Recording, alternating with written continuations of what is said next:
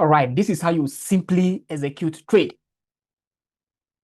For those of you that don't know how to actually find entry or execute trade, this is how you simply execute trade. You can see from the 15-minute time frame, reading into structure, we have a change of character. Sorry, we have a change of character here, which indicates a pullback to me.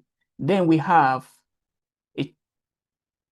a break of structure here, telling me that this 15-minute time frame is actually pulling back, and this is the low, right? This is the high of that particular leg. The breakout structure exactly happened here. This is the low that led to that breakout structure. You can see in all of these. Please let me get rid of these 15 minutes. Okay, let me leave it there.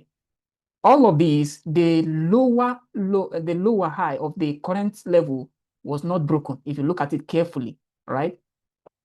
If you look at this carefully, you can see that this lower low here is not what broken. This breakout structure, lower low, and we have something interesting here. Is this a breakout structure? Let me show you something. Come on, zoom out. Is this a breakout structure? Exactly at this point? No. Why? Because it's just a liquidation, the weak pullback and all that. So when the breakout structure happened, it's exactly at this particular point here. That if this low get broken, and the low that led to that particular higher low there is this level you are seeing here. So until this level gets violated, we are not interested in taking any form of trade. So we kind of play the price action forward and see what is going to happen. All right, we'll have a pullback. So you can see that we've not had, sorry. The market, has it actually broken above? Let's zoom it out and see. Yes, the market closed above. So currently, this is the higher low, the protected higher low, where the change of character will happen is exactly this point. You can see how it creates uptrend, high, low, high, high, high, low, high, high. So if this low gets violated, then we look for what? Entry. We got to play it along. And just like that, boom, we have a higher high here. This is more or less very much corrective, which creates a higher high here. Then the current higher low here will be moved up to this particular level here. So this becomes where the change of character actually happened. Let me put this where this particular point ends. So if this low gets violated, we'll be much interested in taking out a trade. Okay, the market pull back, pull back, pull back, pull back. It did violate, actually, not yet. And just like that, we have a change of what? Character. Now, the moment, okay, no, it's just a liquidation, not yet. It's not yet. The market has not broken because this is just a wick we are seeing here. This is not a value change of character. And okay, the market wick below, and just like that, okay, I think still a wick, not a valid break, right?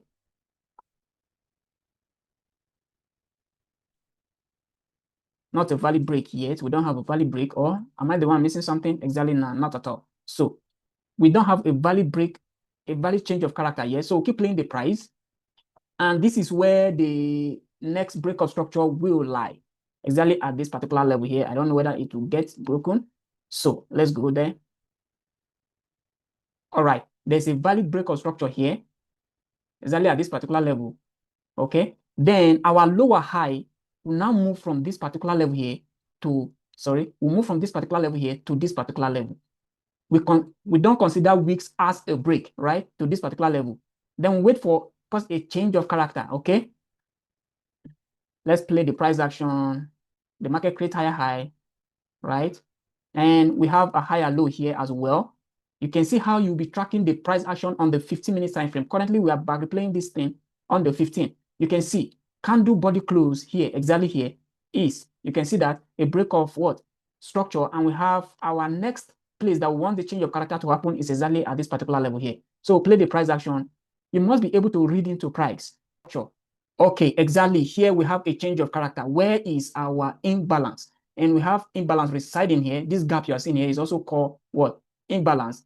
And do we have any other one on top? Not really, right? So will I enter a trade with my stop loss all the way to this top? Definitely, I will not try that. I would rather wait for this market to pull back down to this zone. If you give me any sign again, I'll preferably take that particular trade. This is my value change of character. And I know any movement all the way to this particular point, if I have any sign at all, I'm jumping in and dropping down. The only reason why I'm not going straight away to enter this particular position is simply because the gap or the distance from here to here is too much for me to set as a stop loss. So I'd rather wait for what? This market to pull back down to this particular level and or give me an entry. Or better still, I can use the last order block, which is standing here, right?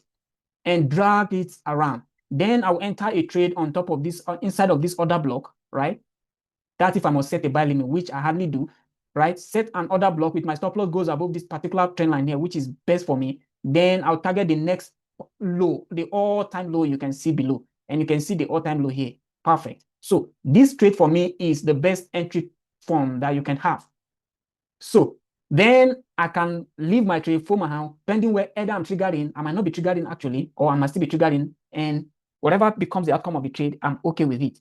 Then we'll play it along to see, we'll have to include, probably we'll have to, okay, the market gravitate, you can see what I'm saying, tap into the order block, and straight away, all right? The reason for this gap to this stop loss to be set in this way is simply because of a wick. You know, I don't consider wick as a break, so I always put it in consideration when I'm setting my stop loss, and you can just allow the trade to what? Run. Right? If you see a break of structure just like so, this confirms to me that the trade is already sinking down and I might be expecting something like this. The only job left for you to do is how to actually manage your trade.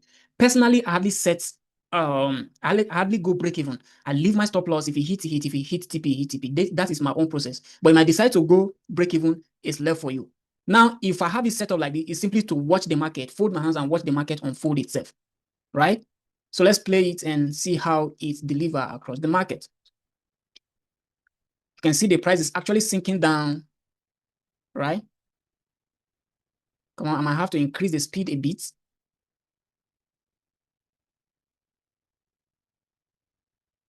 Let me get rid of this line and just like that, the TP actually got smashed just right before your eyes.